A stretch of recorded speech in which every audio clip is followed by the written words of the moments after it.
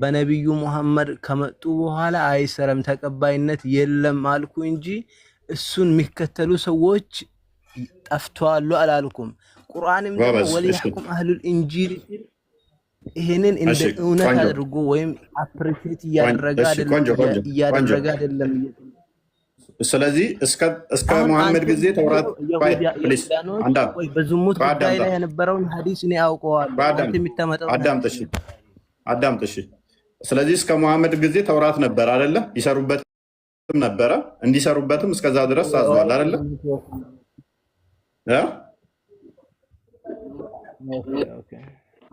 ድምጽ ታፍኗል። ሁሴን ረብሽ ሊል እስከ መሐመድ ጊዜ ድረስ ተውራትና ኢንጂል ይሰሩበትም ነበረ፣ መጽሐፉም ነበር አይደለ? አው ተውራት በሙሳ ጊዜ ይሰሩበት ነበር። እንደም ያው ኢሳ ከመጣ በኋላም ይሰራ ነበር ይላል። ጎበስ ኦኬ። ስለዚህ ተውራት የቆመው መስራት ተውራትና ኢንጂል መስራት ያቆሙት መሐመድ ከመጣ በኋላ ቁርአን ከመጣ በኋላ ነው ማለት ነው። ቁርአን ከመጣ በኋላ እነሱን እውነት ይኸው እዚህ ቦታ አሁን በከፈተው ወአንዘልና ኢለይከል ኪታብ ቢልሐቅ ሙሰድቀን ሊማ በይነ የደይሂ ይላል እኮ ወደ አንተ ክታብ መጽሐፉን አውርደናል ከዚህ በፊት የወረዱ ኪታቦችን እውነት የሚያጸድቅ ሲሆን እነሱንም ደግሞ የሚቆጣጠር ነው ያለው። ኢንጂልና ተውራት ውሸት እሺ አስረዳና ራይማን እነሱን የሚያጸድቅ ኪታብ ወረደው እኮ ምኑን ነው የሚያጸድቀው? እሱን እናየዋለን። ግን እዚህ ጋር እንስማማ። እስከ መሐመድ ጊዜ ግን ይሰራ ነበረ ቁርአን አይደለ? አይምን ኢንጂልና ተውራት ከዛ በኋላ ነው የቆመው ነው ያንተ አርጉመንት አይደለ? የስ ከመሐመድ በኋላ ኦሬዲ ቁርአን መጥቶ በቁርአን ያው ያመና ያው በኢንጂልም በተውራትም እንዳመና ነው። እኛም አሁን በኢንጂልና በተውራት ማመን ግዴታ ነው። ችግር የለውም። እሱን ተው በቃ የኔ ፖይንት እዛ ላይ ስላልሆነ። ስለዚህ እስከ መሐመድ ጊዜ ግን መጽሐፉ ነበረ። መጽሐፉ መኖር ብቻ ሳይሆን ሰዎችም ይመሩበት ነበር። ትክክልም ነበር እስከ መሐመድ ጊዜ አይደለ? ያው ተብዲል መሆኑ መቀየሩ አለመቀየሩ አይታወቅም ነበር። ያኔም ቢሆን መቀየሩና መቀየሩ ሳይታወቅ ነበር የሚመሩበት የነበረው። ያው አልፉል ቆይ ረህማን አንድ ጊዜ ማእፎ አንዴ ትልቁ ላይ አድርገኝ የኢብን ተይሚያን ላሳየው። ኧረ እስኪ አሳይ፣ በትልቁ ላይ አሳዩት። ይሄ የማን መጽሐፍ? ይሄ የማን መጽሐፍ ነው? መጅሙዓቱ ፈታዊ ኢብን ተይሚያ። ኦኬ በጣም ጥሩ። ቆይ ከላይ ጀምሮ ስለምን እንደሚያወራ ተመልከትልኝ። ስለ ሱራ አረብኛ ባለገ ፈስለን فإن قيل فإذا كان في كتب الأناجيل التي عندهم ቆይ አንተ እኔ ያነባለው ብቻ التي عندهم أن المسيح صلب وأنه بعد السلب بأيام أتى إيش قتل ودزا أتى إليهم وقال لهم أنا المسيح ولا يقول إيش ودزا وسد ቆይ አንዴ ስለ ሱራ 5:47 እያወራ እንደሆነ ይፍረዱ የሚለው ስለ ቆይ ሊቀጥላ ይሄንን አንብቤ ልጨርስ። ولا يقولون أنت ولا يقولون إن الشيطان تمثل على قتل ቆይ على صورته فالشيطان قتل فالشيطان ليس هو لحم إيش قتل وعزم وهذا أثر المسامير أو نحو هذا الكلام. فأين الإنجيل الذي قال الله عز وجل فيه وليحكم إيش قتل أهل الإنجيل بما أنزل الله فيه وقال قبل هذا وقفنا عندي رحمن إزاي من الله ቆይ አዳምጠኝ እባክህን። ስለዚህ ይሄ ምንድነው እያለ ያለው? ታዲያ ቁርአን ላይ የኢንጂልን ባለቤት በዛ ባወረድ ነው ይፍረዱ ብሎ ሲናገር ስለ የትኛው መጽሐፍ ነው ብሎ ሲያብራራ ቆይቶ ይኸው ስለ የትኞቹ ሰዎች እንደሆኑ ይኸው እዚህ ጋር አንብብልኝ። እነማን እንደሆኑ አንብብልኝ። وهذا أمر للنبي صلى الله عليه وسلم وهذا أمر للنبي صلى الله عليه وسلم بأن يقولوا لأهل الكتاب الذين بعث إليهم وهم إيش እነማን ናቸው? وهم من كان في وقته ومن يأتي من بعدهم إلى يوم القيامة إيش قتل ቆይ ተርጉመው አሁን ያነበብከውን ተርጉመው ምንድነው ያነበበው መሰላችሁ ለነብዩ ቆይ እኔ እኮ አሁን ከላይ ያለውን ሳልጨርስ ነው እኮ በመሃል አንብቤ ያልከኝ ረህማን አንድ ጊዜ ያነበብከው ተርጉመው እስከ ቂያማ ቀን ድረስ እንደሚመሩበት የተናገርከውን ያነበብከውን እስከ ቂያማ ቀን ተመሩበት አይምን ይፈርዱበታል ነው ይላል ከላይ ያለው ሳልጨርስ ነው እኮ አሁን አንተ በመሃል ይሄንን አንብቤ ያልከኝ ረህማን እባክህን ይሄንን አሁን ያነበብከው ምንድነው የሚለው ተርጉመው ትርጉማለሁ ግን ከላይ ያለውን ልጨርሳ ለምን ኦኬ አንዴ እሺ ሚውት ላይ ሁን ምንድነው መሰላችሁ ያነበበው 2000 ሰው ያዳመጠ እሺ ልትርጉም እሺ አልፈረም ልትርጉም وهذا امر للنبي صلى الله عليه وسلم ይሄ ለነብዩ ትእዛዝ ነው የትኛው እንደሆነ እስኪ ልንገሪ አንተ በመጀመሪያ ሁለት ቁርአን አንቀጽ ነው የተናገረው እዚህ ጋር ትንሽ ወረድ አድርገው ሁለት ቁርአን አንቀጽ ነው ወቀድ ቃል قبل هذا ብሎ ነበር እስኪ ከላይ ትንሽ ወረድ አድርገው አረባክን ከዚህ ጋር ጀምረህ አንብብ ከፈለክ ይሄ ከፍ ከዚህ ጀምረህ አንብብ አንቀጹን ቃል አንብብ ከዚህ ጀምረህ ولو انهم اقاموا التوراة ولو انهم اقاموا التوراة والانجيل وما انزل اليهم من ربهم لاكلوا من فوقهم ومن تحت ارجلهم ይሄንን ነው እየተናገራለሁ እነሱ ተውራትና እንጂልን ቢቆሙና በሱ ላይ ቢሰሩ ከታችም ከላይም ይመገቡ ነበር አለ እሺ ቀጥል እኮ ከዛ በኋላ فوقهم ومن تحت ارجلهم ይሄ ተዛዝ ማለት እሺ وقال ايضا لا قل يا اهل الكتاب ቆይ ابن تيميه ያለው ያንተው አይደለም قل يا اهل الكتاب لستم على شيء በላችሁ እናንተ አህለል ኪታቦችን በምንም አይደላችሁም حتى تقيموا التوراة والانجيل وما انزل اليكم ተውራትና እንጂልን በእነሱ ላይ እስከምትተገብሩ ድረስና በወደናንተ በወረደውም ነገር ላይ ولا يزيدن كثيرا منهم ولا يزيدن كثيرا منهم ما انزل اليك من ربك طغيانا وكفرا ما انزل اليك من ربك طغيانا وكفرا فلا تأسأل القوم الكافرين እንደዛ ይመስለኛል እሺ وهذا امر للنبي صلى الله عليه وسلم አንተ ያልከው وليحكم اهل الانجيل ያለው ሳይሆን قل يا اهل الكتاب لستم على شيء ያለው ማለት ነው አቁም ረህማን በግልጽ ኢብን ተይሚያ እዚህ ጋር የተናገረው ነገር ምንድነው የቁርአኑ አንቀጽ የተውራት ባለቤቶችና ፕሊስ ረህማን አንድ ጊዜ ዝም በል ደግሞ በእውነት ለምን አቆማል ቆይ ዝም በል እንደታስቆሙ ሁለታችሁም ዝም በሉ ሁለታችሁም ዝም በሉ አንድ ጊዜ ልናገር ኢብን ተይሚያ አንብበዋል እኮ ስትናገረው በስነ ስርዓት እየተረጎምክ ስላልሆነ ነው ምንድነው ያሉት የተውራት ባለቤቶችና የኢንጂል ባለቤቶች እኛ ባወረድነው ረህማን እባክህን ዝም በል አንብበ ስታነብ ዝም ብያለሁ አይደል ዝም በል 2000 ሰው ያዳመጠ ነው ይሄ በጣም መሰረታዊ የሆነ ነገር ስለሆነ ነው እስልምና የሚፈርስበት ሐሳብ ነው ምንድነው እያለ ያለው የተውራት ባለቤቶችና የኢንጂል ባለቤቶች አረባክህን ዝም በል ምን ሆነህ ነው የተውራት ባለቤቶችና የኢንጂል ባለቤቶች እኛ ባወረድነው ነገር ማይፈርዱ ከሆነ ወይንም ማይተገብሩበት ከሆነ መቆሚያ የላቸውም ብሎ የተናገረው የቁርአን ክፍል ይሄ ትእዛዝ የወረደው ለመሐመድ ነው ለተውራት ባለቤቶችና ለኢንጂል ባለቤቶች እንዲነግራቸው በማን ጊዜ ለነበሩ በእርሱ ጊዜ ለነበሩትና እስከ ቂያማ ቀን ድረስ ለሚኖሩት የተውራት ባለቤቶችና የኢንጂል ባለቤቶች ነው ምን የሚለው ነው እሱ ምን የሚለው ነው ይፍረዱ የሚለው ዋና ነጥቡ ይፍረዱ የሚለው ኖ ይፍረዱ የሚል አይደለም በተውራትና በኢንጂል ረይማን በተውራትና በኢንጂል ላይ በመሐመድ ላይ ኢማኑ የሚል ነገር አለ ራማን እንዴ ለምን ታስቆማላችሁ እውነቱን ነው ኧረ ምን ያስታችሁ እነዚህ ሸይጣን በአማርኛ ተርጉሜ ላሳይ ይሄው ሸይጣኖች አንድ ነገር ነው ይሄው ታልቃት ወተቻለ ቤት ስርዓት ያለው ስለሆነ ባይዘ ቀጥል በአማርኛ ተርጉሜ ላሳያቸው ነው ቀጥል እሺ ቀጥልሽ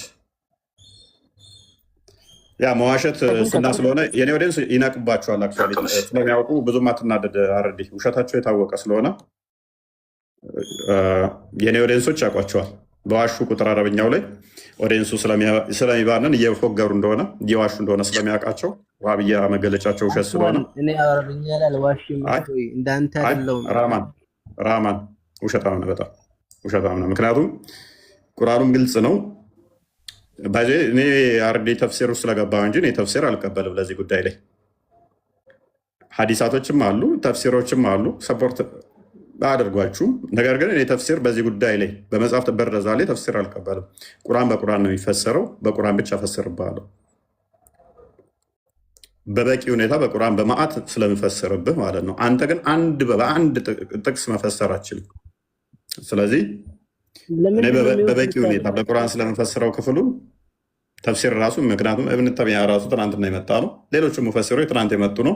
ቁርአን ግልጽና የተብራራ ስለሆነ ግልጽና የተብራራ ስለሚል ማለት ነው። ታምንበታለህ? ቁርአን ግልጽና የተብራራ ነው አይደለ?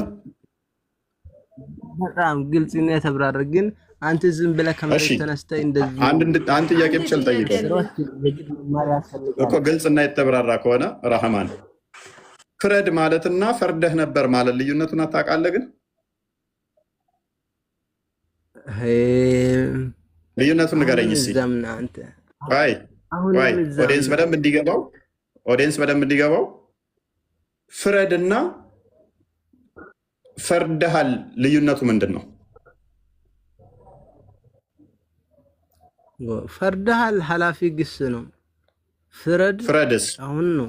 ምን አገናኝ? ፍረድ አሁን ወደፊትም ፊውቸርም የሚያሳይ ነው አይደለ? በትክክል እናመሰግናለን። ቁርአኑ ላይ ያለው ፈርደሃል ነው የሚለው ወይንስ ፍረድ ነው የሚለው? ኖ ይዳኙ ነው የሚለው፣ ይፈረዱ ነው የሚለው። ፍረደላ አንተ ባልከን። ስለዚህ አሁንና ቀጣይ ነው ማለት ነው፣ ያለፈ ቴንስ አይደለም። እናመሰግናለን። ክፍሉን አሁን ቁርአኑን አሳየ። ክርስቲያኑም አዘጋጀው። ይሄን አንዴ ረህማን አንዴ ይኸው በአማርኛ ትርጉሙን አንድ ጊዜ ላንብበውና ከዚህ በፊትም እንደዚህ አለ። ከቶራ በፊት የነበረውን በማረጋገጥ የመርየም ልጅ ኢሳን ተከትለናቸዋል።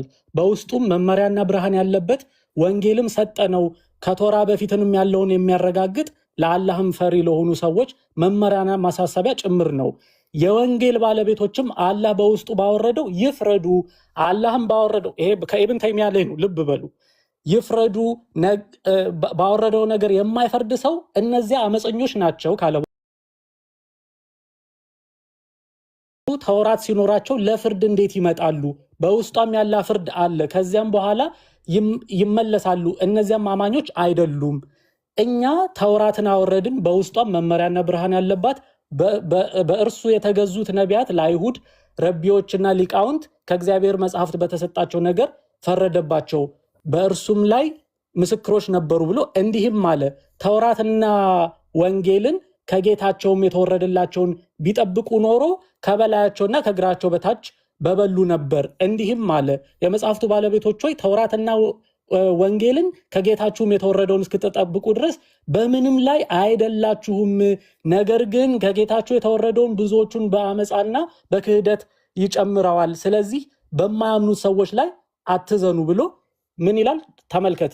ይህ ለነብዩ የተላከላቸው የመጽሐፉ ሰዎች በእርሱ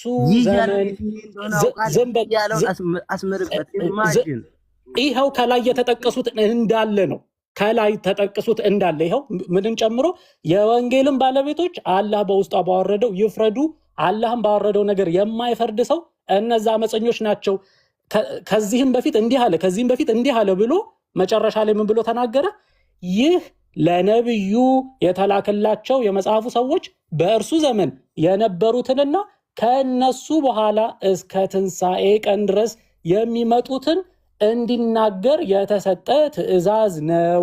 አስቀድመው ንስሐ ለገቡ ሰዎች ይህን እንዲናገር አልታዘዘም። ከላይ የተጠቀሰውን ጠቅላላ በመጽሐፍ ቅዱስ ፍረዱ ፍረዱ ፍረዱ ብሎ ያለው በእርሱ ዘመን ለነበሩት እና በኋላ እስከ ትንሣኤ ቀን ድረስ የሚመጡት አለቀ። ይሄ የሚያከራክር ሙሉ አይደለም። ቃሉ እኮ በቂ ነው። ይፍረዱ ሲል ፕሬዘንት ኮንቲኒየስ ቴንስ እንደሆነ ለነበሩትና ለሚመጡት እንደሆነ የታወቀ ግልጽ ነው። ቁርአኑም ግልጽ ነው። እንደውም በዚህ ረገድ በጣም እንደ ቁርአን እንደውም ግልጽ የሆነበት በዚህ ወይ ይህ መጽሐፉ ቀድሞ የነበሩ መጽሐፍ ራህማን እንደሚሰራ ቀድሞ የነበሩ ቁርአን ላይ ተረጋግ። በዚህ መንገድ ቁርአኑ በጣም ግልጽ ነው። አሁን የተነበበም ግልጽ ነው። እፎይ ማየክ ዝግ ነው። ራህማን ምንድን ነው እያለን ያለው ማለት እኔ ፖይንቱንም ላገኘው አልቻልኩም። የራህማንን ለመረዳትም ሞከርኩኝና ቅድም እስከ ሙሐመድ ድረስ ነው አለ። በመጀመሪያ በጊዜያቸው በኢሳና በሙሳ ጊዜ ብቻ ነው አለን። ቆየት አለና ደግሞ እስከ ሙሐመድ ድረስ ይሰራ ነበር አለን። ከሙሐመድ በኋላ ነው አለን። ቴንሱን ደግሞ አመጣንና ስንጠይቀው ወደፊትን የሚያሳይ ነው አለን። ምንድን ነው እያልከን ያለው ራህማን? አንድ ነገር እሱ ያነበበው ነገር ማለት ነው። የራስን እስኪ ንገረን። ምንድን ነው እያልከን ያለው አንተ? ምንድን ነው እያልከን ያለው? ዝም ብለው የመቃወምና እስልምና ዲፌንድ የማድረግ ሜንታሊቲ ብቻ ቋዳም ዝም ብሎ ዲፌንድ የማድረግ ሜንታሊቲ ብቻ ዘመተ ከሆነ በጣም አሰልችና መፍጠር ከፈለክ እኔ በደንብ እያስረዳውልህ ነው እኮ። የምን ውዥንበር ነው? እየጠየቅንህ እኮ ነው። ምንድን ነው እያልከን ያለው? እኔ እያልኩ ያለው ምን መሰለ፣ እነሱ ተውራትን በተውራት ይፍረ ምንም በትክክል ሰው አይደሉም ምንም አይደሉም ብሎ ተናገረ አይደል? እዚህ በአረብኛ አሁን በአማርኛ በተናገረው እዛ ተውራት ውስጥ እና እንጂል ውስጥ ምን ስላለ ነው እዚህ እንደዛ ያለው? በነብዩ ኋላ በሚመጣው መጽሐፍና ማንበብ በማይችለው ነብይ ላይ እመኑ የሚለው ነገር ስላለ በዛ ተውራትና በእንጂል በትክክል ከሄዱ በእርግጠኝነት በነብዩ ላይ እመኑ የሚል ነገር አለ። አሁን ደግሞ ቀየርከው ረህማን። አሁን ደግሞ ያምናሉ ገና በቃ የደቂቃ አብዴት ያደርጋል። አርጉመንቱ እኮ ልጁ ቆይ ራህማን ለዚህ ነው ፕሊስ ራህማን እስልምና ዝም ብለህ ዲፌንድ ለማድረግ ብቻ አትግባ። አትሊስት ምንድን ነው እያወራሁት ያለሁት የሚለውን ለዛ ነው እያወራህ ያለው ነገር ሴንስ አይሰጥም። የቱ ጋ ነው የሆነ እንትን የሆነበትን ቦታ ልናገኘው ካልቻለም ምንድን ነው እየተከራከርክ እየሞገትክ ያለውስ ምንድን ነው? አሁን ደግሞ እንደሚፈርዱ መጽሐፉም ቀጣይ እንደሚሰራም እየነገርከን ነው መልሰው። ምክንያቱም ነብዩ በመጽሐፋቸው ውስጥም ስለተጠቀሰ ስለሚያምኑበት ምናምን ትላለህ። በሱ ፍረዱ እያላቸው ነው ትለናለህ። ስቲል ይሰራል ማለት ነው። እንደዛ ደግሞ ለምን ሚውት ታደርገኛለህ? ቆይ ዝም ብለህ ሚውት ታርጋ። አንድ ነገር እኮ እኔ ለማስረዳት እንዴት አድርጌ ላስረዳ? አንድ ሚውት ታደርጉኛላችሁ፣ አንድ ዝም በል ትሉኛላችሁ። እንዴት አድርጌ ላስረዳላችሁ? በመጀመሪያ እስልምና እኮ እያስረዳሁልህ ነው እኮ። እስልምና ግን አንተ ለመረዳት ዝግጁ አይደለህም። ምክንያቱም ትክክለኛ እስልምና አንድ ሰው እንዲያስረዳ ስለማትፈልግ እስልምና በቃ እንደምንም ማለት ነው። ሀሳብህን 10 ጊዜ ስትቀይር እዚሁ እየሰማንህ ነው። መጀመሪያ አይ ከመሐመድ በፊት ላሉ ሰዎች ነው ይሄ መጽሐፍ እንጂ በመሐመድ ጊዜ ላልነበሩ ነው ስትል የኢብን ተይሚያን አምጥቼ ደግሞ ሳሳይህ አይ በቃ በመሐመድ ጊዜ ለነበሩት ነው የሚለውማ በውስጡ መሐመድ ስለተጠቀሰ ነው። ረህማን ፕሊዝ ዝም ብለህ ሀሳብህን እዚሁ ስትቀይር ብልጥ ለመሆን አትሞክር። እዚሁ ስትቀይር እየሰማንህ ነው። በምንድን ነው ሀሳብ የቀየርኩት? መጀመሪያ በመሐመድ ጊዜ ይፍረዱ ይፍረዱ የተባሉት በመሐመድ በፊት የነበሩ ሰዎች ነው ብለህ ግግም አልክ መጀመሪያ ላይ። በኋላ ግን አሁን ደግሞ የኢብን ተይሚያን ደግሞ አምጥቼ ሳሳይህ አይ ይፍረዱ የተባሉት በመሐመድ ጊዜ የነበሩ ሰዎች ነው ስልህ አይ በቃ እንደዛ ማለት በቃ ረህማን ቶክሲክ አደረገው ክርስቲያን እናስጠልቀው። ምክንያቱም ምንም ፖይንት ያለውም ነገር እየተናገረ አይደለም። በየደቂቃ አርጉመንት የሚቀይሩ ሰዎች ዝጋት ነው የሚሆነው። አርጊው ማድረግ እኮ ቢችል አሪፍ ነበረ። የሆነ አንድ ቦታ ላይ ቆሞ አስቀድሞ ያለኝ እኔን ምንድነው እሱ በኢሳ ጊዜና በሙሳ ጊዜ እንዲሰሩበት ነው ያለኝ ነበረ። ከዛ ደግሞ እስከ መሐመድ ጊዜ አለን መለሰና ደግሞ አብዴት አደረገውና አሁን አርዲ ላይ ደግሞ መሐመድ ከመጣ በኋላም እንትን እንደሚሉበት ነገር ነገረን ማለት ነው። አስቸጋሪ ነው። በየደቂቃ ኮመንት አቀያይሩ። ይሄ ርዕስ በእውነት በጣም በቃ ለእስልምና ፈታኝ ከሆኑት መካከል ዋነኛው ነው። በተለይ 2025 ላይ ውጭ ዓለም ላይ ያሉ ጥያቄ ለመመለስ እርስ በርሳቸው ተበታትነዋል። ጥል ውስጥ እስከ መግባት ማለት ነው። አይ መጽሐፉ ነበር እንበል በ7ኛው መቶ ክፍለ ዘመን መሐመድ እያለ ይላል ግማሹ አይ ከአለ ካልንማ ችግር ውስጥ እንገባለን የለም ማለት ነው ያለብን እየተባባሉ ፍርስርሳቸውን የወጣው እና በጣም ላስተዋለ ሰው በእውነት እስልምና ውስጥ አንድ ሰው ሊቆይ አይችልም ይህንን ነገር ተመልክቶና እስኪ ረጋ ብላችሁ ለመመለስ ሞክሩ። የምትገቡ ሙስሊሞች አገናዝባችሁ። መርዋን እንኳን ደህና መጣ።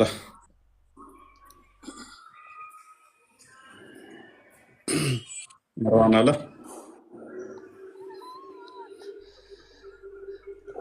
አቡ ዋይ ዜድ አቤት አቤት።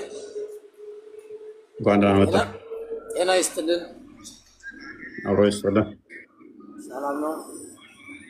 መስገን ነው። እንዴት ነህ? አለን አልሐምዱሊላህ።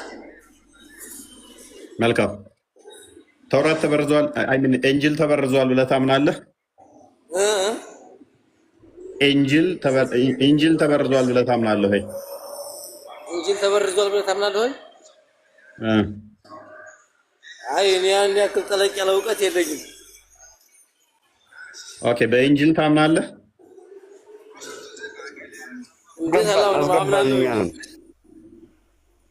ታምናለህ? ጥያቄ አለኝ። አምናለሁ። ጥያቄ አለኝ። ኦኬ፣ ስለዚህ ኢንጂል ላይ ደግሞ ኢሳ ተሰቅሏል ይላል። እንዴት ታደርገዋለህ? ኢየሱስ ተሰቅሏል ይላል። ኢንጂል ላይ እስኪ ያሳየኝ።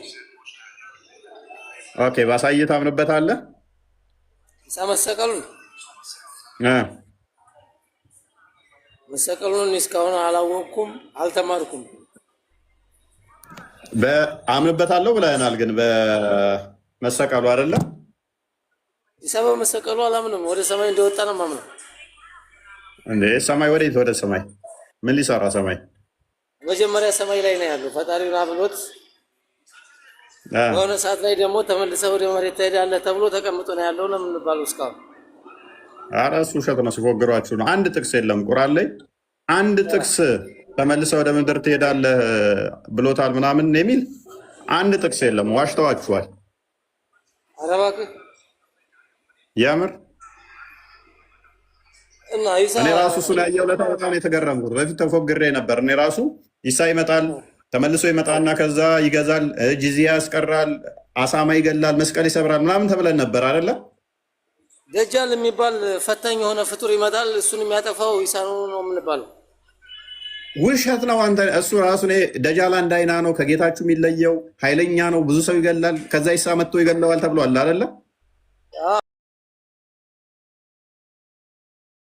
ዋሽተውናል። እሱን ራሱ እንዴት ሊዋሹ ይችላሉ? የሃይማኖት አባቶች አሉ እንደሚመክሩ ባክ ይዋሻሉ። ቁርአን ላይ አንድ ጥቅስ እኔ ከዋሸው ይኸውልህ፣ ሂድና እስቲ ኡስታዞችን ደጃል የሚባለውን ከቁርአን ላይ ሲያሳዩኝ የቱ ጋር ነው ደጃል የሚለው በላቸው። ኢሳ ተመልሶ ይመጣል የሚለው እስቲ የቱ ጋር የቁርአን ክፍል ላይ ነው በላቸው። አንድ ጥቅስ የለም። ትናንትና የመጡ ሰዎች ቢጽፉ ታምናለህ? ደጃል የሚባል አስፈሪ ያለ ይመጣል፣ ኢሳ ከዛ ከሰማይ ላይ ይመጣል ቢሉ ትናንትና የነገሩ ሰዎች ታምናለህ? አላህ ያልተናገረውን ቁርአን ላይ የሌለውን አላህ ያልተናገረውን ነገርማ እንዴት አምናለሁ? መማሪያችንም ቁርአን ነው፣ ያለ ቃል ነው። አንድ ቦታ ላይ የለም። አንድ ቦታ ላይ እና ህዝቡን እንዲጭውት ነው ያሉበት። እኔ ራሱ ለብዙ ጊዜ እውነት መስሎኝ ነበረ። በነብዩ መሐመድ ዘመን ባሉበት ሰዓት ግን እሳቸው ተናግረዋል። ደጃል የሚባል ፍጡር ይመጣል፣ ቅድሚያ ጥንቃቄ ለኡመቶቻቸው ለህዝቦቻቸው ብዙ ትምህርቶችን አስተምሮ ነው ሄዱ። የለም አንድም ቁርአን ላይ የለም አልኩ እኮ ወንድሜ። ቁርአን ላይ ምንም የለም። መመሪያ ቁርአን ነው አይደለ? ምንም በቃ ሽታውም የለም። ስለዚህ ተውራትና ኢንጂል ላይ ደግሞ ስናነብ ልብ በል፣ ኢንጂል ላይ ደግሞ ስናነብ ኢሳ ተመልሶ የሚመጣው ሊፈርድ ነው። ኢየሱስ የሚመጣው እሱ ሊፈርድ ይመጣል ይላል እንጂ ገና ሊሞት ሚስት ሊያገባ ምናምን የሚባል ተረት ተረት የለም። እሱ አምላክ ስለሆነ ሊፈርድ ይመጣል ነው የሚለው። ስለተሰቀለ፣ ስለሞተ፣ ስላረገ አሁን ግን ለፍርድ ይመጣል ይላል። አንዴ ክፈት ለክርስቲያን። ያ ወደ ሰማይ ሲሄድ እንዳያችሁ ተመልሶ ይመጣል ይላል ሐዋርያት ሥራ ምዕራፍ 1 ላይ።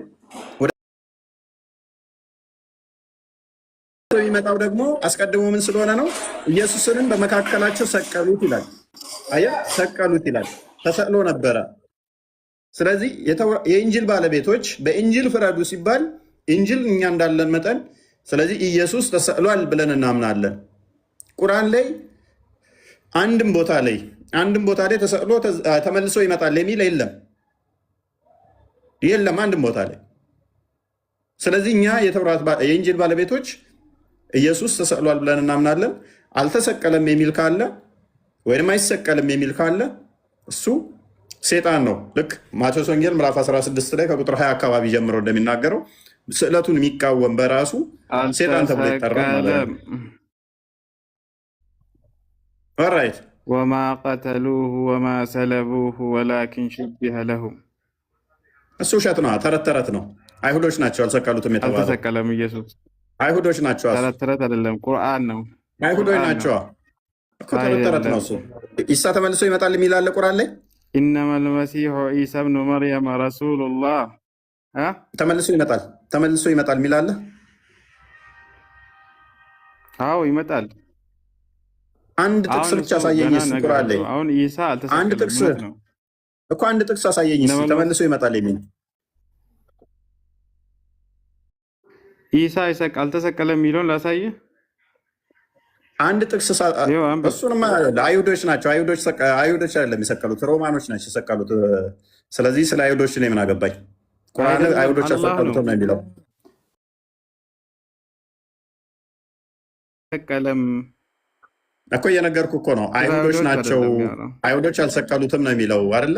ማናቸው ያልሰቀሉት? አይደለም አላህ ነው እኮ አልተሰቀለም ያለው እኮ። ማናቸው ሰቀሉት ብሎ ተመሳሰለባቸው እንጂ ኢየሱስን አልሰቀሉም። ኦኬ፣ ማን የተመሰለባቸው?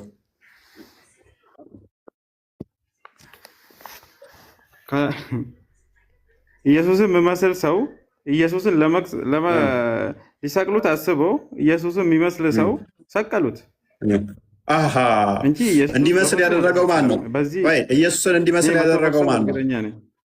ኢየሱስን እንዲመስል ያደረገው ማን ነው?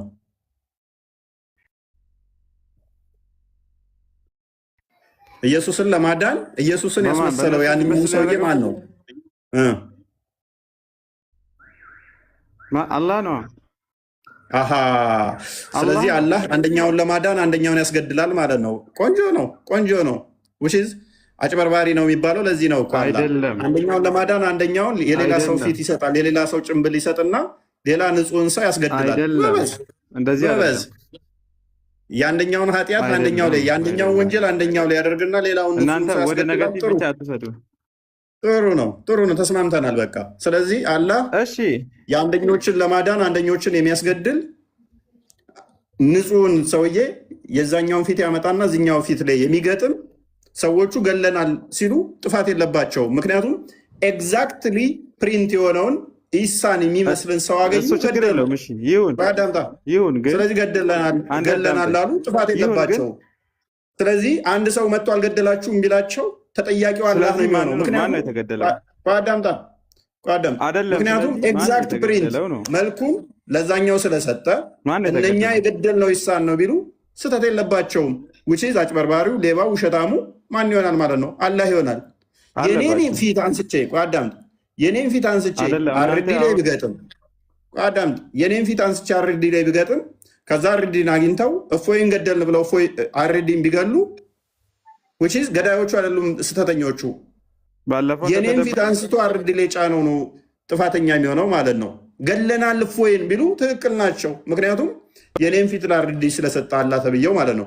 ኤኒዌይስ ወደ ቶፒኩ እንመለስና ስለዚህ ይህንን ባደረገው አጭበርባሪ መሆኑን ደግሞ በወንጌል ስንዳኘው ወንጌል ላይ ክርስቶስ ተሰቅሏል፣ ክርስቶስ መሰቀሉት እናምናለን። ስለዚህ በወንጌል ስንዳኘው ክርስቶስ መሰቀሉን እናምናለን። ስለዚህ በኢንጂል ስንዳኘው ሌላ ሰው እንደተገደለ አምናል። ኦልሬዲ ያንተን ሎጂክ ነው ያፈረስኩት። እኔ ማምናለሁ። አንተ ማመን እንዳልተገደለ ማመን ነው። ሌላ ሰው የሚገድል ቆይስ እንደ ሞንታር ባታውራ ያንተን ሎጂክ እያፈረስኩብህ እኮ ነው። አላህ ሴጣናዊ እንደሆነ ስራው ትክክል እንዳልሆነ እያሳየው ነው። ፕሊስ አዳምጡ። ቆይ ስለዚህ አሁን በኤንጅል ስንዳኘው ኤንጅል ላይ በእርግጥም ክርስቶስ ተሰቅሏል፣ እንደሚሰቀል ነግሮናል። ተሰቅሏልም አልተሰቀለም የሚል ካለ እሱ የሐሰት አስተምሮ ይሆናል ማለት ነው። ስለዚህ ሙዓዝ አሁን ወደ ቶፒኩ እንመለስና ወንጌል አሳየኝ አንተ የተገደሏል ተሰቅሏል የሚለውን ቀደም እኮ ክርስቲያን ከፍቶ አሳየህ እኮ። ወደ ቶፒኩ ተመለስና አውጣና አሳየኝ። በወንጌል ትመራለህ ትመራ?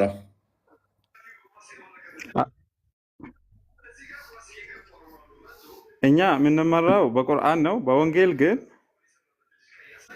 እንመራለን። ኢየሱስ መልእክተኛ እንደሆነ እናምናለን። እሱ ያመጣውን ኪታብ እንቀበላለን። ምን ነበር? እሱን ያመጣው ነበር።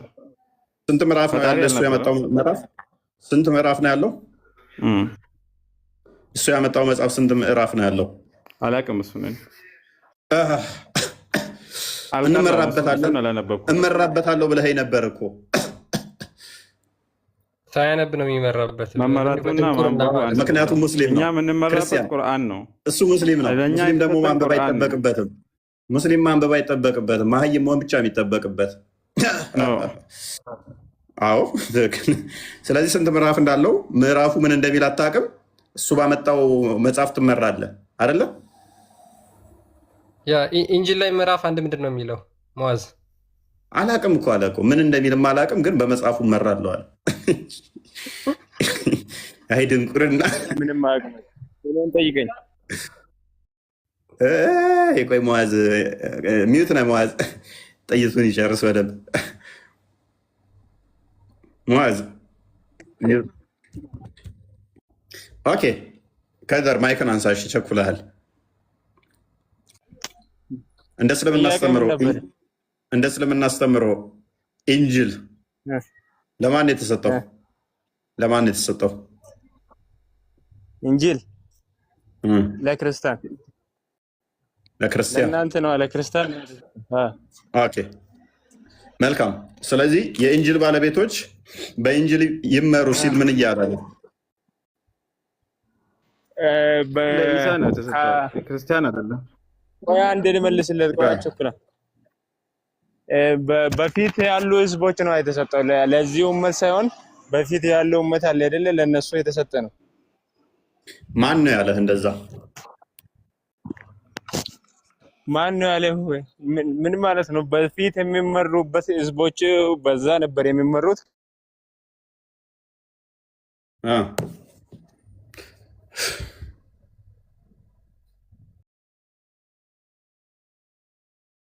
አይ ጣልቃ ትሰማለህ? ቀጥል። እሺ ምን አልከኝ? አይሰማም እንዴ? ትሰማለህ? ቀጥል። ምንድነው ያልከን? የኢንጂል የተሰጠው ለክርስቲያኖች ነው። ለክርስቲያኖች እስከ መቼ ድረስ እንዲመሩበት ነው? እሺ እንትን አሁን ልክ ሙሉ ክዳን አዲስ ክዳን እንደሚባለው ሙሉ ክዳን የነበረ ጊዜ አዲስ ክዳን ሲመጣ እንደ ተሻረ፣ ይሄኛው ደግሞ ቁርአኑ ሲመጣ ያኛው ተሽሮ በዚህ መተዳደር ተጀምሯል ነው። አይ ተሻረ የሚል የለማ። አንደኛ ተሻረ የሚል የለም። ማስረጃ ለምን አያመጣም? አድር እስኪ ማስረጃ አምጣ። የምን ለምሳሌ ተሻረ የሚል የለም። ብሉይ ኪዳንም አንደኛ ተሻረ እኛ አንልም፣ ተፈጸመ ነው እንጂ ማቴዎስ ወንጌል ምዕራፍ 5 ቁጥር 17 እንደሚናገር ሕግና ነቢያትን ይሽራል ነው። አዳምጡ። ተፈጸመ ነው የሚለው። ስለዚህ መጽሐፉ የለም ወይ? አለን። ስለዚህ እናንተም እንደዛ ከሆነ ስለዚህ መጽሐፉ አለ ማለት ነው። ብሉይ ኪዳንና አዲስ ኪዳን እናንተ ጋርም አለ ማለት ነው። መጽሐፉ አይደለ? አትመሩበትም እንጂ መጽሐፉ አለ። ቁርአን መጣ። ስለዚህ መጽሐፉ ግን አለ። የተነገረ ያለ ቁርአን ውስጥ ስለ እሱ የተነገረ ያለ ህጎች በፊቱ ማለት ነው። እኔ ስለ ቁርአኑ አይደለም የጠየኩህ። ኖ ስለ ቁርአኑ ሳይሆን ስለ ብሉይ ኪዳንና ለክርስቲያኖችና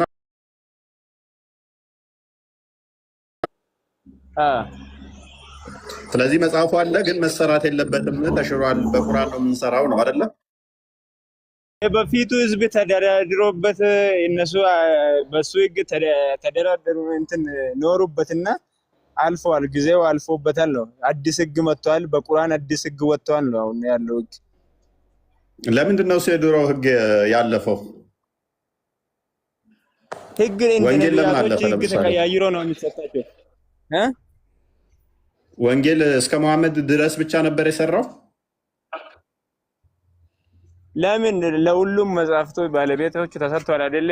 ለመሐመድ ቁርአን እንደተሰጠው ለኢሳ እኮ ወንጌል እኮ ለክርስቲያኖቹ የተሰጠው ወንጌል እስከ መሐመድ ድረስ ብቻ ነው የሰራው? አዎ በዛ ኦኬ which means እስከ መሐመድ ድረስ ከሰራ እስከ መሐመድ ድረስ መጽሐፉ ነበር ማለት ነው። እስከ መሐመድ ድረስ መጽሐፉ ነበር አይደለ? ነበር። ትክክልም ነበር። እስከ መሐመድ ድረስ ትክክልም ነበር መጽሐፉ፣ ይመሩበትም ነበር። ትክክልና ትክክል አለመሆኑን አይደለም እኮ ትክክል አይደለም ያለም የለም እኮ ትክክለኛቱ ሳይሆን ለነሱ ያ ህግ ለኛ ሳይሆን ለነሱ ነው የተሰጠ የሚል ነው፣ ለእስራኤሎች ማለት ነው። ከመሐመድ በኋላ ያ መጽሐፍ ይገባ አለ የለም? እሱን እኔ የማውቀው ታሪክ የለም። እሱን ስለሱ መጽሐፍ አላውቅም። ታሽ አይ ያኛው ነበረ፣ ያኛው ህዝቦች የተዳደሩበት ነበረ። አሁን ደግሞ አዲስ ኪዳን ከመሐመድ ጋር አላህ ምሕረትን አድርጎ ቁርአንን ስለላከ ከድር አሁን አስቸጋሪው ፓርት ምን እንደሆነ ታውቃለህ?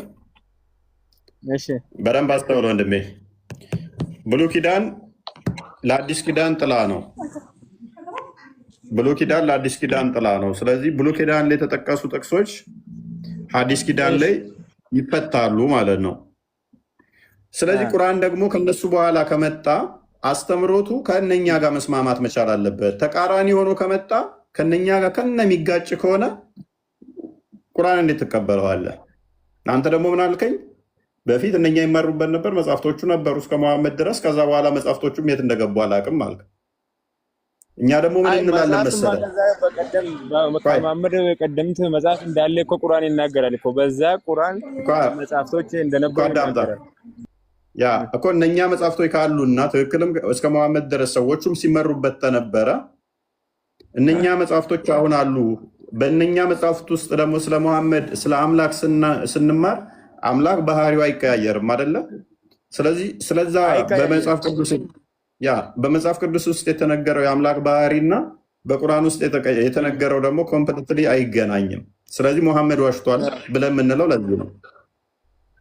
ይኸው ምን መሰለህ፣ ለምሳሌ በዛ ኪታብ መጽሐፉን ከአምላክ መውረዱን ያላመነ ሰው ሙስሊም አይባልም። በመጀመሪያ ደረጃ ያላመነበት ሰው ማለት ነው። በዛ በመጀመሪያ ባወረድነው መጽሐፍ ማመን አለባችሁ። በአራቱ መጽሐፍ ያላመነ ሰው ሙስሊም አይባልም እኮ። አሁን ስታምን እኮ እነኛ መጽሐፍቶችን ውስጥ አንድ ነገር አሁን በአራቱ ታምናለህ አይደለ? በኢንጅል፣ በተውራት፣ በዘቡር እና በቁርአን አይደለ? እኔ አሁን ዝም ብዬ በቁርአን አምናለሁ ብል ኦኬ፣ ምንድን ነው ያመንኩት? በቁርአን አምናለሁ። ማምነው ምንድን ነው? ሙስሊሞች እንደሚያምኑበት ማምነው ግን ምንድን ነው? ሙስሊሞች እንደሚያምኑበት ነው አይደለ? ግን በውስጡ እስካላመንኩ ድረስ ትርጉም የለውም አይደለ? በጽሁፉ ስለዚህ አንተም በተውራትና በኢንጅል አምናለሁ ስትል ኢንጅል ውስጥና ተውራት ውስጥ ባለው መሆን አለበት አይደል የምታምነው? ስለዚህ ተውራትና ኢንጅል ውስጥ ያሉት ነገሮች ደግሞ ከቁርአን ጋር ይጋጫሉ፣ አይስማሙም። ለምሳሌ አሁን ህጎች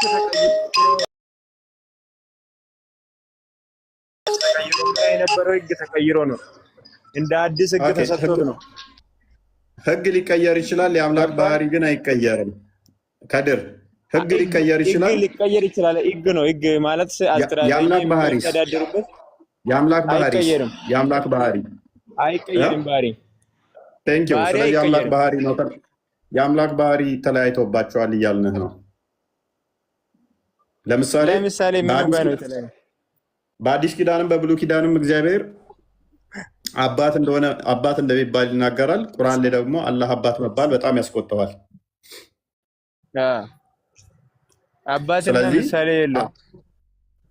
ስለዚህ አላህ ባህሪውን ወይም ቀይሯል ወይንም ደግሞ ቁርአን ከቀደሙ መጽሐፍት ጋር ይጋጫል። ሀኒ በጣም ቸኩለሻል። ምንድን ነው እሱ?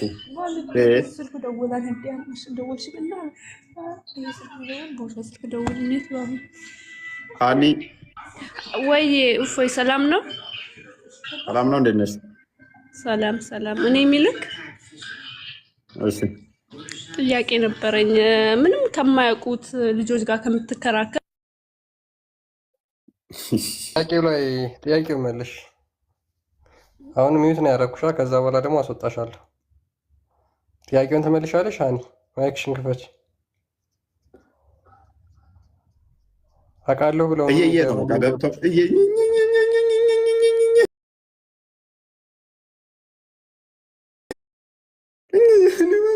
ማያቅ ሰው ሁላችሁም አታውቁም። በቃ ምን አድርጋችሁታል? የምታውቂ ከሆነ መመለስ ቀጥል።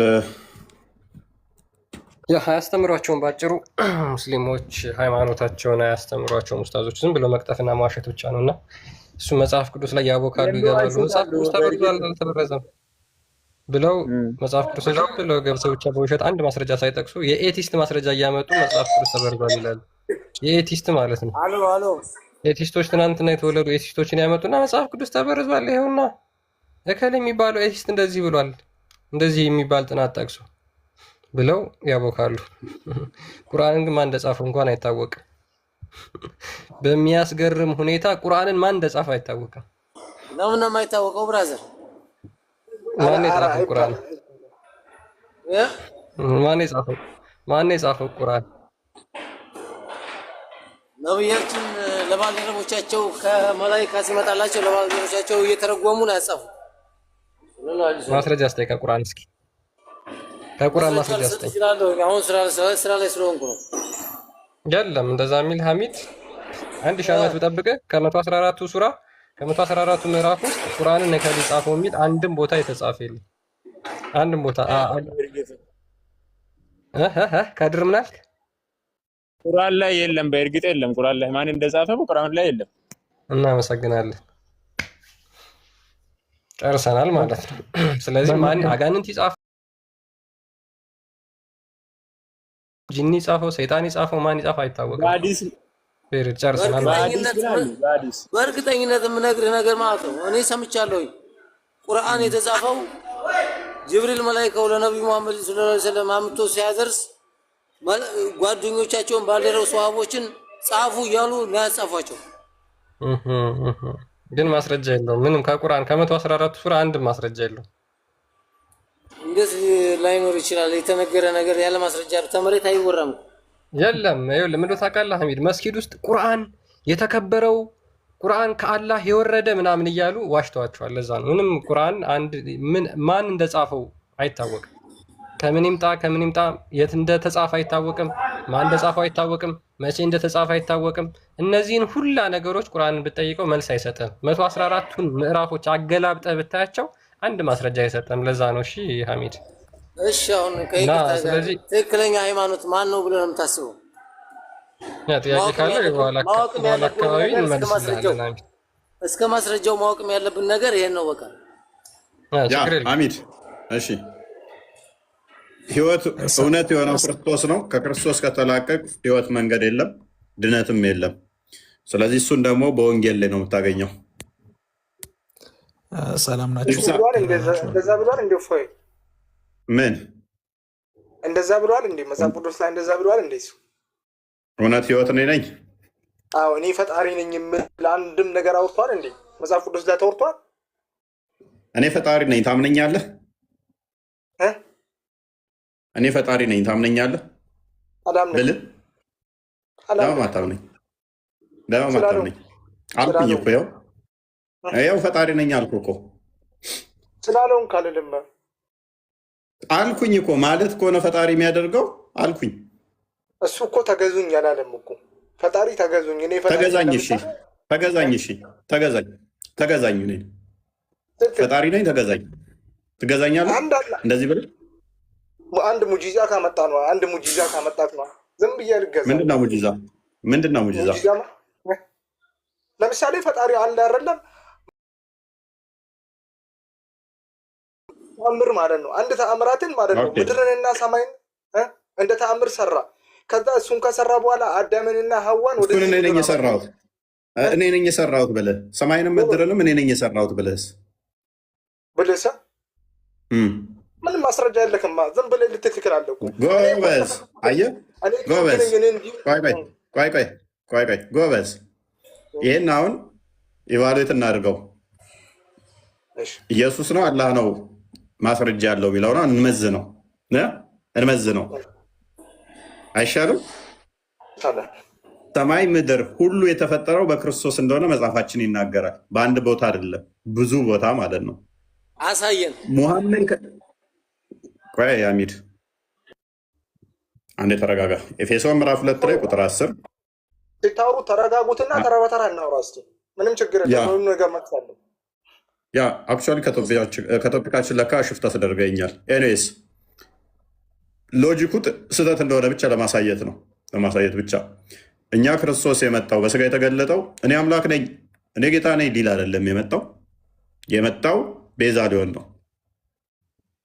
የመጀመሪያው ነገር እኛ የምናምነው ምንድነው? ክርስቶስ የመጣው በስጋ የተገለጠው የሆነ ወርቅ ወንበር ላይ ተቀምጦ ተገዙኝ አምልኩኝ ሊል አይደለም። ምክንያቱም እሱ ለሰከንድ ለአይን ጥቅሻ እንኳን ባለመቋረጥ ይመለካል። ስለዚህ አይ በስጋ መጥቶ ሆነ እንትን ብሎ ምናምን ነገር ተገዙኝ አምልኩኝ ለማለት አይደለም የመጣው። ክርስቶስ የመጣው ምንድነው? እሱ ራሱን የባሪያ መልክ ይዞ የተገለጠው ለምንድን ነው? ቤዛ ሊሆነን ነው። ስለዚህ ከዚህ ተቃራኒ ቆይ ስመጣ እሱ ምንድን ነው? እኔ በአባቴ አቅም ነው እንጂ። ስለዚህ እንደመጣ ታምናለህ ማለት ነው? በአባቱ አቅም በአባቱ እንደመጣ ተልኮ ታምናለህ? እኔ በአባቴ ትእዛዝ ነው እንጂ አንድ ነገርን በራሴ አቅም ማድረግ አልችልም ብሏል። መጽሐፍ ቅዱስም ላይ ብሏል። አንተ ታውቃለህ፣ እኔም አውቃለሁ። ነገር ይህንን ታውቃለህ አንተ? አውቃለሁ። አሁን ጎበዝ፣ እናመሰግናለን። እስልምናን ሐሰተኛ አድርገህልናል። ምን ብሏል? በአባቴ አቅም ነው የመጣሁት ብሏል። አቅም ሜድ ባይኖርም በአባቴ አቅም ነው እንጂ እኔ አቅም የለኝም ብሏል። ችግር የለውም። ቴንኪዩ። ስለዚህ አብ አባቴ ነው እንዳለ እኔም አውቃለሁ አንተም ታውቃለህ ብሏል። ስለዚህ አባቱ ከሆነ አብ የባህሪ ልጁ ነውና ሱረቱ ዙሩፍ 81 ላይ አራማን ልጅ ካለው ልጁም አምላክ ነው የሚሆነው ይላልና ክርስቶስ በአባቴ ነው የመጣሁት ብሏል ብልሃልና፣ ስለዚህ እስልምናን ሐሰተኛ አድርገህልናል። ምክንያቱም ቁርአንህ ላይ አራማን ልጅ የለውም እንደገናም ደግሞ አባት አይደለውም ብሎ የአብ ልጅ መሆኑን አባት እንዳለው ስለነገርከን አምላኩ አባቱ አምላካችን አባቱ እንደሆነ አብ አባቱ እንደሆነ ስለነገርከን እናመሰግናለን። እስልምናን ሐሰተኛ ስላደረክልን እስልምናን ጣልቃ ትግባ። እስልምናን ሐሰተኛ አድርገህልናል። ለዚህ ነው ቁርአን የመጣው የተሳሳተ ነው። በወንጌል ስዳኘው ሲፈርድ በወንጌል ስፈርዳውን ምን ይሆናል ማለት ነው? ቁርአን ሐሰተኛ ይሆናል ማለት ነው። ምክንያቱም ልጅ ካለው አብ ልጅ ካለው አብ አባት ከሆነ ልጁ አምላክ ስለሚሆን ማለት ነው። ስለዚህ የእንጅል ባለቤት ወይ በእንጅል ዳኙ ብሎኛልና የለኝም ልጅ የሚል ካለ ያ አምላክ ሊሆን አይችልም ማለት ነው። ልጅ እንዳለው እዚህ ጋር ክርስቶስም ደግሞ የአብ ልጅ እንደሆነ ስለነገረን ማለት ነው። ስለዚህ ወደ እንጅል እንምጣና እንጅል ባለቤቶች እንደመሆናችን መጠን በእንጅል ውስጥ ክርስቶስ እንደሚሰቀል፣ እንደሚሞት፣ እንደሚነሳ ቤዛ ሊሆነን እንደመጣ እኔ አምላክ ነኝ እኔ ጌታ ነኝ ሊስ አምላክነቱን እሱ በጊዜያት ውስጥ መጥቶ ዲክላር የሚያደርገው ሳይሆን እሱ የባህሪ አምላክ ስለሆነ የባህሪ ገዢ ስለሆነ የሆነ ቀን ላይ መጥቶ እኔ እኮ አምላካችሁ ነኝ ልክ አላህ በቂያማ ቀን ፍጥረትን አጥፍቶ እኔ ነኝ ጌታ እኔ ነኝ አምላክ እያለ ብቻውን እንደሚጮኸው አምላክ እኛ እንደዛ መጥቶ የሚጮህ አይደለም፣ እንደዛ መጥቶ የሚፎክርም አይደለም። የእናንተ እንደዛ ገና ስለሚያደርግ ማለት ነው። ምክንያቱም የባህሪ ገዢ ስለሆነ መጮህና መፎከር አይጠበቅበትም። የተገለጠው ግን ምንድነው? እሱ ቤዛነትን ሊከፍል ስለሆነ እሱን አሳይቶናል። ይህም ቤዛነት ድናይ የሚያደርግ መጽሐፍ ከመጣ ግን እሱ ስህተት ይሆናል ማለት ነው። ምክንያቱም ቁርአናችሁ በተመሳሳይ የእንጅል ባለቤቶች በእንጅል ፍረዱ ስለሚል ማለት ነው።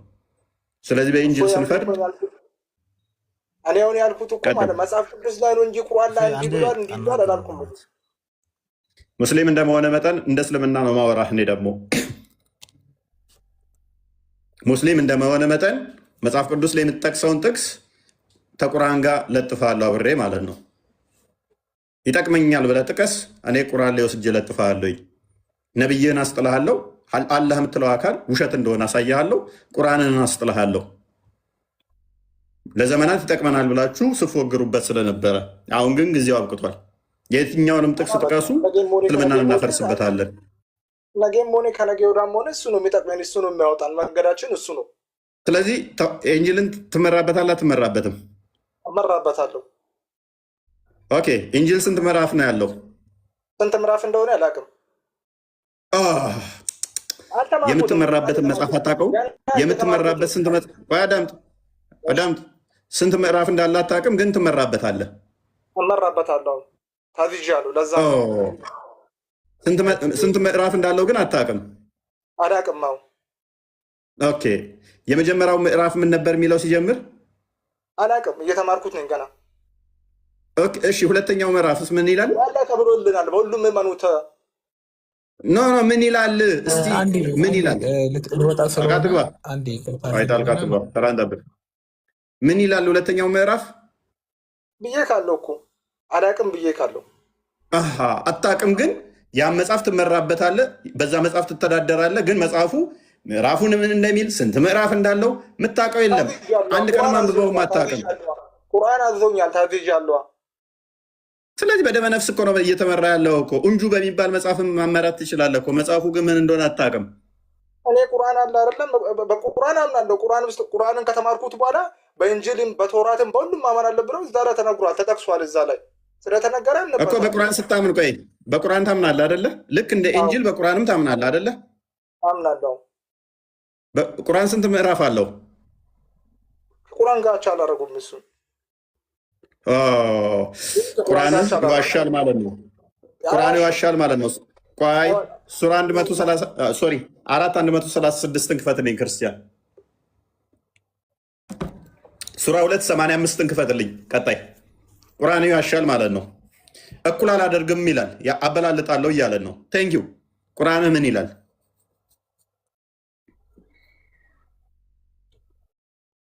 ወጣ እንዴ?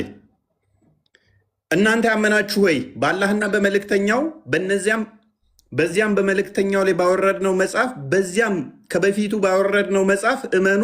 በአላህና በመልእክቱም በመጽሐፍቶቹም በመላእክቶቹም በመጨረሻውም ቀን የካደ ሰው የራቀን መሳሳት በእርግጥ ተሳሳተ። በአላህ ላይ በሙሐመድ ላይ በወረደውም በእነኛም በወረደውም በመልእክተኛውም በመልእክተኞቹም እመኑ። እኩል እመኑ። እኩል 285 አድርገው አበላልጣለሁ ብሏል። ካበላለጥ ከቁርአን ደግሞ እንደዚህ ይላል። ኦኬ ከዚያም ከእናንተ ነፍሶቻችሁን የምትገድሉ ከእናንተም የነጫ ምናምን በመጽሐፉም ከፊል ታምናላችሁን? በከፊልም ትክዳላችሁን? ከእናንተም ይህንን የሚሰራ ሰው ቅጣት በቅርቢቱ ሕይወት ውርደት እንጂ ሌላ አይደለችም ይላል። ከፊሉን አምናችሁ በከፊል ምናበላልጣለን ካልክ ወራዳ ነህ ይላል ቁርአን። ቴንኪው። ስለዚህ የራስ መጽሐፍ ምን ይላል? በከፊሉ አምነ በከፊሉ ምክር ከሆነ ወራዶች ናችሁ ይላል። እስቲ አንዴ እፎ እንደዛ አይደለም እንመማራ። ቀጥል። እሺ በኢንጂል ታምናለህ? አንዴ ለእኔ እድል አልሰጠኝም እኮ እስካሁን ጠብቄ ነበር። ሳላዲን ይቀጥል። እሺ ሳላዲን መቀጠል ፈልጎ። እሺ አንድ ነጥብ ሳነሳ ልታወጡኝ አትሞክሩኝና ማለት የምን ነጥብ ነው የምታነሳው? ምን የምታነሳው? እዚህ ቤት ምን ነጥብ የምታነሳው ነገር ይኖርና ነው። ኤኒዌይስ በኢንጂል ታምናለህ? መፈለግ መልስልሃለሁ። በኢንጂል ታምናለህ? እኔ እሱን ልመልስልህ አይደለም። ቆይ አንዴ በኢንጂል ታምናለህ? እኔን አስጨርሰኝ። አይ እኔን አስጨርስ። በነገራችን ላይ ይሄኛውን እፎይ ምን ይላል? በአላህ አመንን በእኛ ላይ በተወረደውም በቁርአን ማለት ነው በኢብራሂም በኢስማኤልም በይስሐቅም በያዕቆብም በነገሮቹ ላይ በተወረደው ለሙሳና ለኢሳ ለነቢያትም ሁሉ ከጌታቸው በተሰጠው አመንን ከእነርሱም መካከል አንድንም አንለይም፣ እኛም ለእነርሱ ታዛዦች ነን በል። ስለዚህ በቁርአን አንጠልጥዬ ኢንጅልን ጥዬ አይሰራም ማለት ነው። እንጅል ሲጀመር የኢየሱስ ቃል አይደለም እኮ አንድ አዋሩኛ። እንጅል ማለት ኢየሱስ በኢየሱስ እንጅልን ማን ነው ጻፈው? ውፍ አንተ እዚህ ጋር የተቀመጥክበት ዓላማ የሰውን ሃይማኖት ልታጣጥል ነው እንጂ ለንጽጽር አይደለም። እስካሁን ድረስ መልሳተ አውራተ ከእሱ ጋር ቁጭ ብለህ ታወራለህ።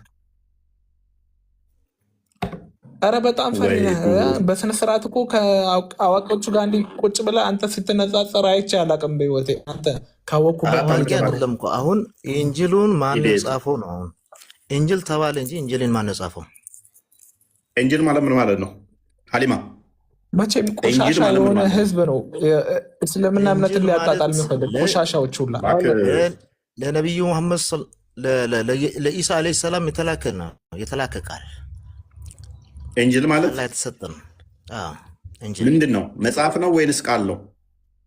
ቃል ነው። ቃል ነው ኢንጅል ማለት። ስለዚህ ትርጉሙ ምንድን ነው?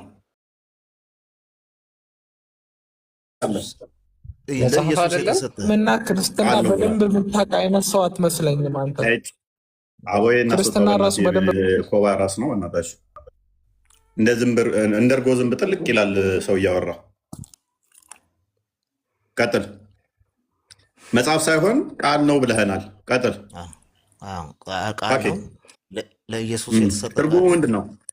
ትርጉሙ ምንድን ነው? ትርጉሙ ምንድን ነው? ኢንጅል ነው ከአላህ የተሰጠ ከአላህ ለኢየሱስ። ትርጉሙ ምንድን ነው? ኢንጅል ማለት ምን ማለት ነው? ኢንጅል ማለት ምን ማለት ነው? ወንጌል ማለት ነው። ወንጌል ማለት ምን ማለት ነው? ኢንጅል ማለት ነው። ኢንጅል ማለት ምን ማለት ነው? ትርጉሙን የጠየቅነው እኛ አልኩ እኮ ወንጌል ብላችሁ እናንተ ወንጌል ብሎ የተጻፈ ትርጉሙ ምንድን ነው? ሐዋርያ ጳውሎስ የጻፈው መጽሐፍ ነው። ሌላ ምንድን ነው?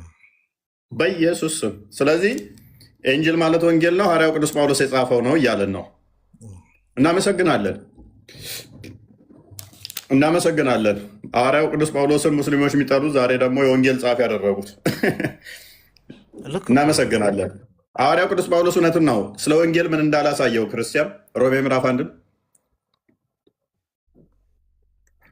ስለ ወንጌል ምን አለው? አንብበው አንብበው። ሚዩት ነው እያወራው ነበር። ሐዋርያ ሊሆን የተጠራ የኢየሱስ ክርስቶስ ባሪያ ጳውሎስ በነቢያቱ አፍ በቅዱሳን መጽሐፍት አስቀድሞ ተስፋ ለሰጠው ለእግዚአብሔር ወንጌል ተለየ። ይህም ወንጌል በስጋ ከዳዊት ዘር ስለተወለደ እንደ ቅድስና መንፈስ ግን ከሙታን መነሳት የተነሳ በኃይል የእግዚአብሔር ልጅ ሆኖ ስለተገለጠ ስለ ልጁ ነው። እርሱም ጌታችን ኢየሱስ ክርስቶስ ነው። ይሄ ሁሉ ጥቅስ ሙስሊሞችንና ቁርአንን ጠልዞ የሚጥል ነው። ማን ነው እንደዚህ ያለው? ይሄን ማን እንደዛ ብሎ የጻፈው? ጳውሎስ፣ ሐዋርያው ጳውሎስ። ታዲያ ሐዋርያ ጳውሎስና ሐዋርያ ጳውሎስ ነው ያለው ወይስ ኢየሱስ ነው ያለው ወይስ ፈጣሪ? እናንተ ኢንጅልን የጻፈው ጳውሎስ ነው እኮ አልከን ወንድማችን። በቃ ጨረስን አልኩ እኮ በቃ ይኸው ጳውሎስ ደግሞ እንደዚህ ብሎ ጽፏል። ሐዋርያ ጳውሎስ ስለዚህ ሀሊማ ኢየሱስ አቤት ሀሊማ አቤት ያው ወንጌል ማለት ስለ ልጁ ነው፣ ስለ ክርስቶስ ነው። ወንጌል ማለት ትርጉሙ ልጁ ክርስቶስ በስጋ ስለ ክርስቶስ ማለት ነው። ስለ አብ ልጅ ማለት ነው። ያ በስጋ ከዳዊት በስጋ ከዳዊት ስለሚወለደው ስለ ክርስቶስ ወንጌል ማለት ወንጌል ማለት አዳምጥ። ወንጌል ማለት ትርጉሙ መልካም ዜና ማለት ነው። ለምን ይወለዳል ያልከው መልካም ዜና ለምንድን ነው እሱ የሆነው? ጥሩ ዜና ለምን ሆነ አይደለ ጥያቄህ? ሉቃስ ወንጌል ምዕራፍ 2ን አንዴ ክፈተውና ወንጌል ማለት ትርጉሙን እናሳይህ። ለምን እንደተወለደም እዛው ላሳይህ። ቁጥር 10 ላይ መልአኩም እንዲህ አላቸው፣ እነሆ ለሕዝቡ ሁሉ የሚሆን ታላቅ ደስታ የምስራች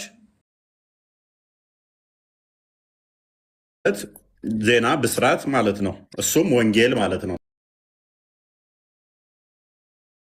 የሚለው ከዛ የተወሰደ ነው። ዛሬም በዳዊት ከተማ ቀደም እዛ ጋር ባየኸው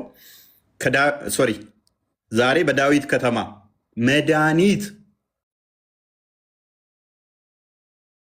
ጌታ የሆነ ተወልዶላችኋል። ምንድነው እሱ? ምስራቹ ምስራቹ ምንድነው? መድኃኒት ነው። መድኃኒት፣ ብስራት፣ መልካም ዜና። መድኃኒት ስለሆነ መልካም ዜና ብስራት ተባለ። ወንጌል የተባለው ስለ ልጁ ክርስቶስ መድኃኒት ስለሆነ ለዛ ነው። እናንተ ጋር ግን ወንጌል ማለት ምንድን ነው? ተርጉሙ ትርጉሙን ታውቃለህ? በቁርአን ወንጌል ኢንጅል እንደሆነና ተውራት እነዛ ለነቢያት የተሰጠ አሉ። ነቢያት 4 ከአላህ ዘንድ የተላከ መጽሐፎች። አሊማ እኔ ከፋኝ። ወንጌል ለነቢያት ነው የተሰጠው? ለነቢያት የተሰጠ ነው። ሌላ ነብሊሳ አዘም አሊማ ማይገናኝ ቶፒክ ስለምን ትገባለህ? ለምን ትረብሻለህ? እሺ ቀላል ጥያቄ ልጠይቅህ። ይሄ መጽሐፍ እሺ ለነቢያቶቹ ተሰጥቷል አይደለ? ለነቢያት ለኢሳ ተሰጥቷል። ኦኬ ይሄ መጽሐፍ ታምኑበት አላችሁ አታምኑበትም? ለኢሳ እንደተሰጠ እናምናለን። በመጽሐፍ ውስጥ ታምናላችሁ አታምኑ? መጽሐፉን እሱ አልጻፈም፣ ስለዚህ አናምነው።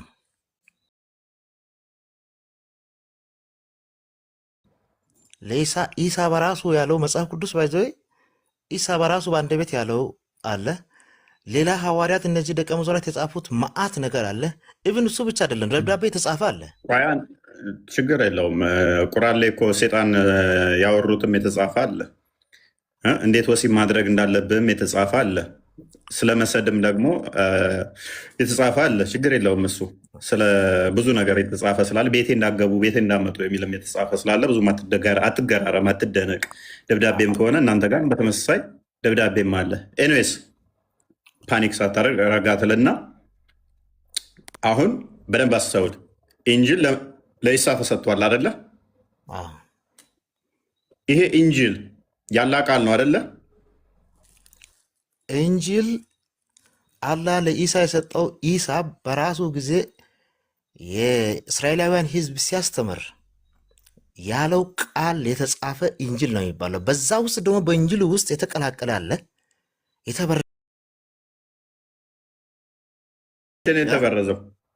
መቼ ነው የተበረዘው?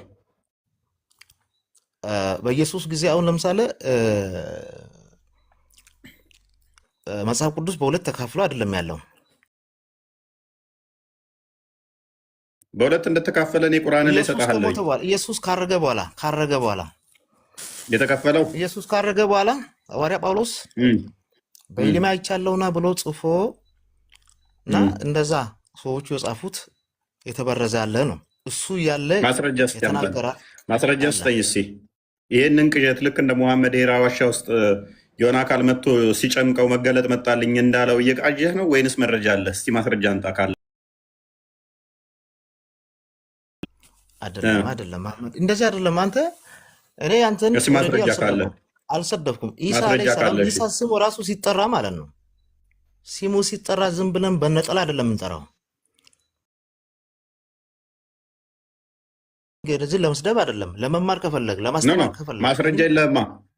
ማስረጃ የለህም። እንደዚህ አይደለም እኮ አንተ አሁን እንደዚህ ሰድብ ምን ብለህ እኔን አሸማቀቅ አሊማ አይደለም። ይሄ እንትን አይደለም።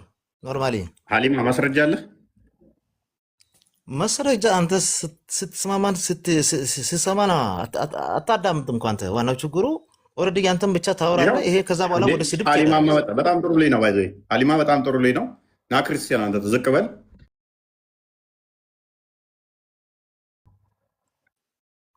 ምኑ ላምጣልህ?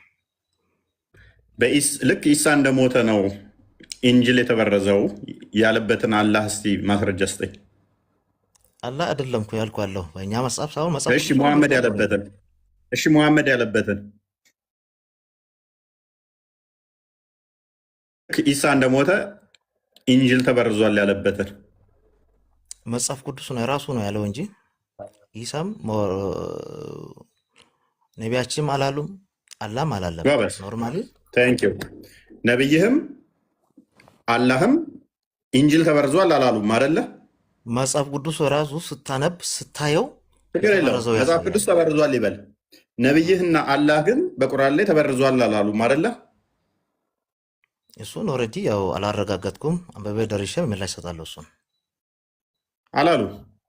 ካላሉ ደግሞ መጽሐፉ ተበርጃለሁ ቢልም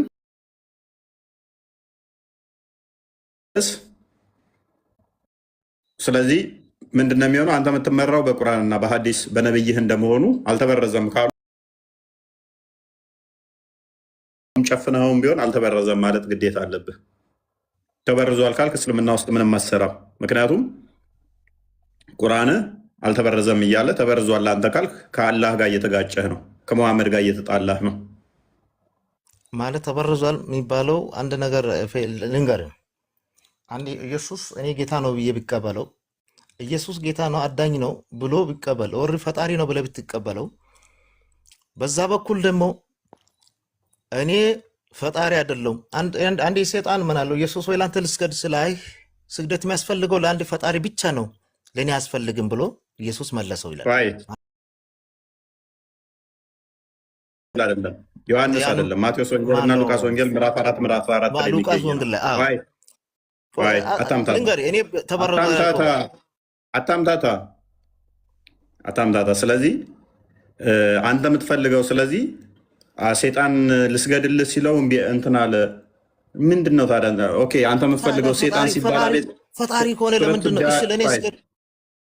ሱረቱ ዱዓ ላይ ልክ ሰይጣን ተወህ ወይ ሲባል አልተውኩህም፣ በሌሊቱ እምላለሁ በረፋዱ አልተለየውህም እያለ አላህ እየሮጠ እንዲመጣ ነው የፈለግከው ሰይጣን ተብሎ ሲጠራ? ወይንስ ሱራ ሰዓት አጋንንቶች ደረብረብ ሆነው እላዩ ላይ ተከመሩ እንዲባለው እንደዛ እንዲደራረብበት ነው የምፈልገው አጋንንቶች? ኤኒዌይስ ወደ ቶፒኩ እንመለስና ተውራትና ኢንጂል እንዳልተበረዙ አሁን ገብቶታል። ስለዚህ ፖይንቱ ምንድነው አሁን የሆነው? አሁን ኢየሱስን ጌታ አምላክ ብዬ ብሰግድ እንደገና ደግሞ አምላክ ማይመስሉ ነገሮች አሉ። እንደዚህ ግራ ገብቶኛል አይነት ከሆነ ቤት ጥያቄህን እናስተናግዳለን። በኋላ በተውራት ታምናላችሁ፣ በኢንጂል ታምናላችሁ። ስንት ምዕራፍ አለው? ተራ ይሰጠን። ዛራ ገና መግባትሽ እኮ ነው። እንኳን ደህና መጣሽ። እንኳን ደህና መጣሽ። መልካም። በተውራት በኢንጂል ታምኛለሽ? እኔ ጥያቄ ልጠይቅህ ነው የገባሁት። በኢንጂል ታምኛለሽ? ስለ ክርስትና ጥያቄ ልጠይቅህ ገባሁ። አልችልም እኮ ስለ ክርስትና እኮ ነው እኔም እያወራ ያለሁት። ኢንጂል የክርስቲያኖች መጽሐፍ ነው አይደለ? እኔም ጥያቄ ስላለኝ ነው የገባሁት። የጠየቅኩት ጥያቄ መልስልኝ። ክርስትና አንተ ክርስቲያን ነህ አይደል?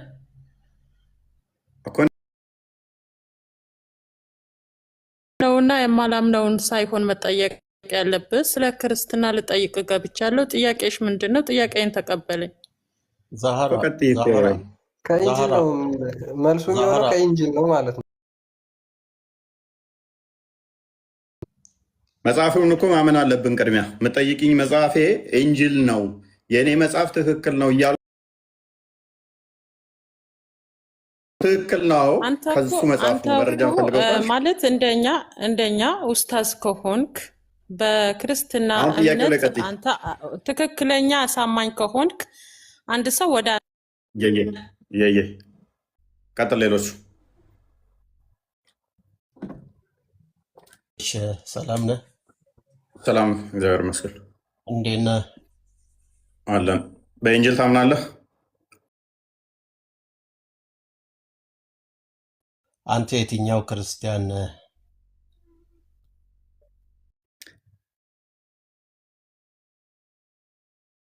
አታሪ የትኛውን አቂዳ የምትከተለው? የትኛውን አቂዳ የምትከተለው? አዳምጠኛ እንዴ አቂዳ ንገረኝ። ቆይ ማምታታት ሳይሆን እኮ የትኛው አቂዳ ውስጥ ነው ያለው? ለመማማር ነው የምናወራውና እኔም ለመማማር ነው ለማወቅ ነው። በአቂዳ ደረጃ ከሆነ ስለ አቂዳ ያንተም የኔም የሁላችንም አቂዳ ያው አላህ ባዘዘው መንገድ ኖረን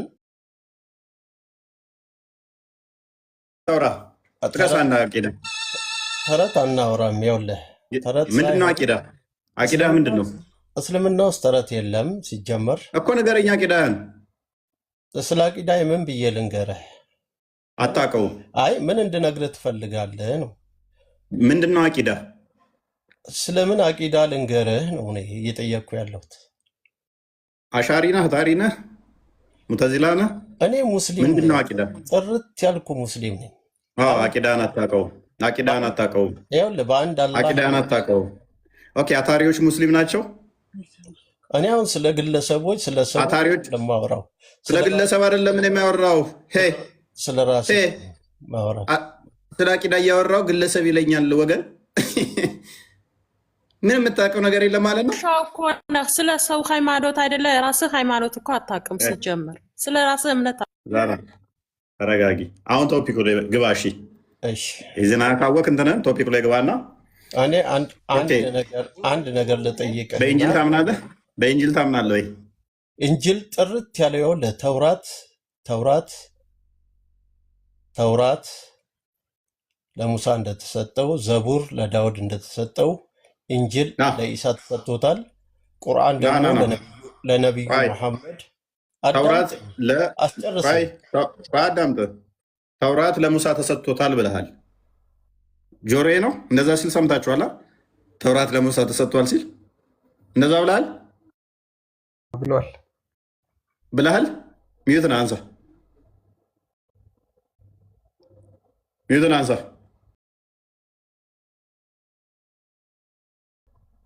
ሚዩትን አንሳ ስትለኝ በትህትና ነው ወይስ እየተቆጣኸኝ ነው? ምንድን ነው? ቆይ ተውራት ለማን የተሰጠው ነው ያልከው? ተውራት ለሙሳ።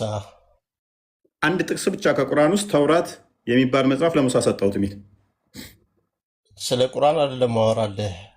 ኢሳ ማነው? ሙሳ በዘመኑ ተውራት ተሰጥቶታል። ማስረጃ ተውራት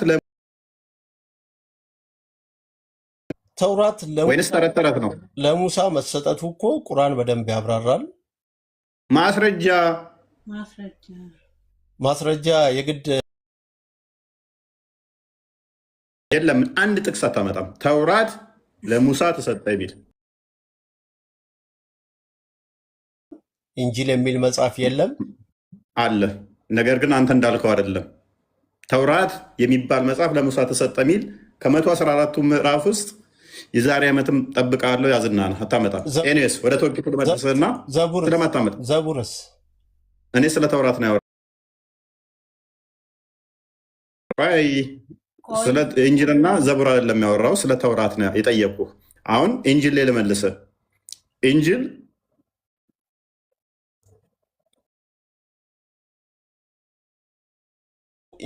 አምንበታለሁ። ለኢሳ የተሰጠው ስንት ምዕራፍ? ማውቀው ነገር የለም። ኦኬ ስንት ምዕራፍ እንዳለ አታውቅም። ምዕራፍ አንድ ላይ ምንድን ነው ብሎ የሚጀምረው መጽሐፉ? ምንም አንድ ፈጣሪውን እንዲገዛና እንዲያምን የተሰጠው መጽሐፍ ነው። ምን እንደሚልም አታውቅም። ምዕራፍ አንድ ኦኬ። መጨረሻውስ ምዕራፍ ምንድን ነው የሚለው?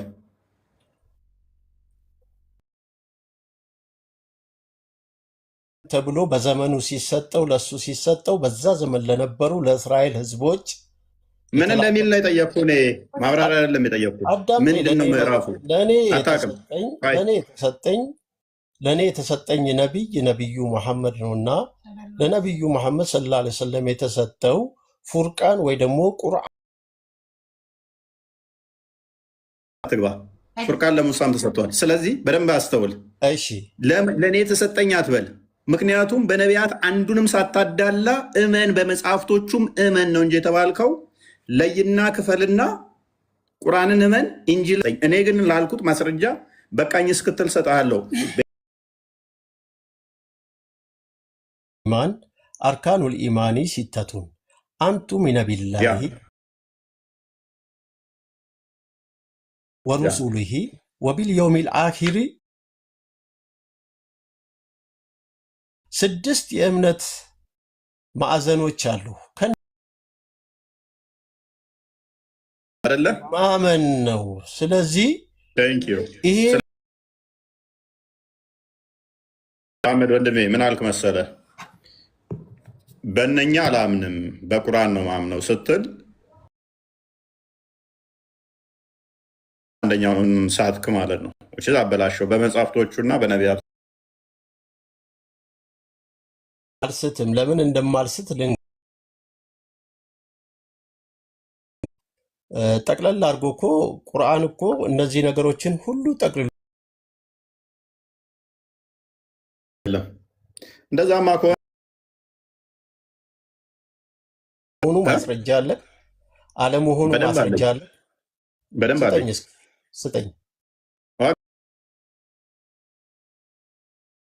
ስለመጣ እኮ ነው አንቱ ሚነ ቢላሂ ወመላይከቲ ወኩቱቢሂ ሩሱሊሂ ወላሂ ተዓላ ብሎ ቁርአን የመጣው እኮ እነዚህን ሁሉ